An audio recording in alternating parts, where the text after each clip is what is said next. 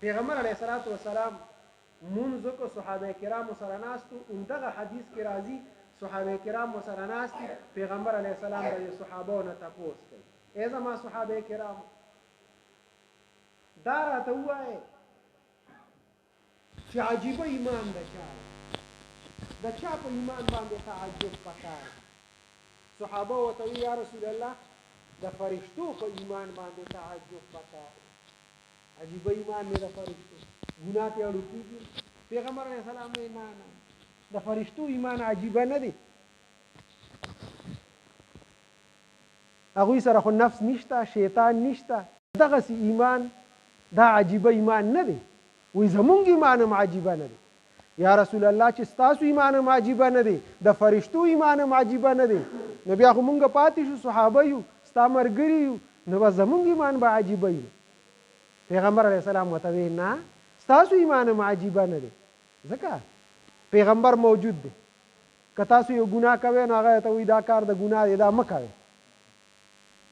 وحی نازلیږي حضرت جبرائیل راځي قرآن نازلیږي هر وخت تاسو معجزې وینئ ستاسو ایمان به څه عجیبه وي یا رسول الله د چا ایمان عجیبه دی پیغمبر علیه السلام ورته وفرمایي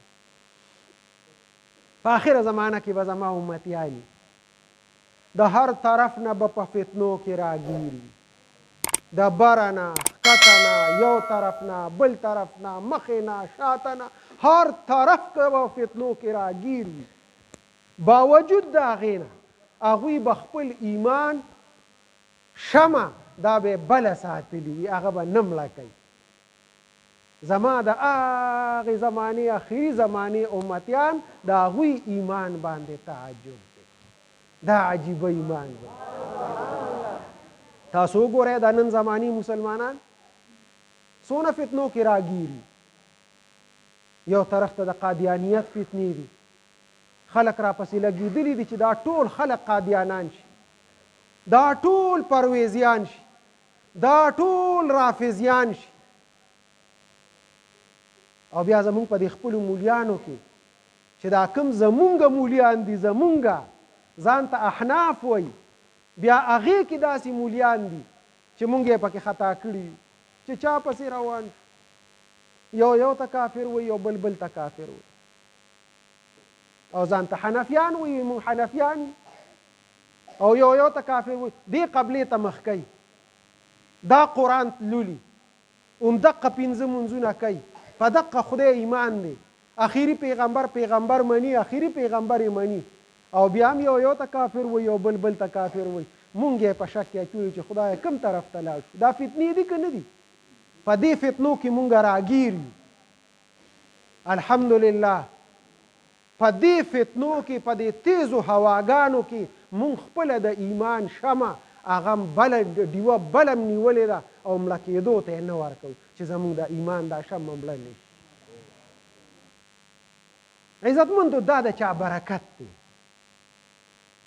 زمونږ څه کمال دی ماله خو د مانځه چل نه راځي د اوداسه چل نه راځي په ایمان نه پوهېږم چې ایمان څه ته وایي په جنازه نه پوهېږم په روژه نه پوهېږم په حج نه پوهېږم په زکات نه پوهېږم په هیڅ نه پوهېږم او بیا مې د ایمان شمه بله ده نو دا خو زما کمال نه دی که نه دا د چا کمال دی د دې وجې نه علماو کتابونو کې لیکلي دي وی دا برکت دا د علم برکت چې علم شته اهل علم شته نو دا ډیوه بله ده او که علم ختم شو اهل علم ختم شو عزتمندو دا ډیوه به مړه شي به ایمانه به د دې دنیا نه لاړ شو دا وګورئ دا خوشحالي چې ستاسو په دې کلي کې دا ماشومان ختمونه کړي دي دا د چا برکت دی که نه دا د قاري سهیل صاحب برکت د هغه د ملګرو برکت دی هر کال زه هر کال راځم دلته هر کال دقه ماشومان دي او دوی ته ختمونه کوي او دا خدمت او دا شمع بله نیولې ده چې دا رانه مړه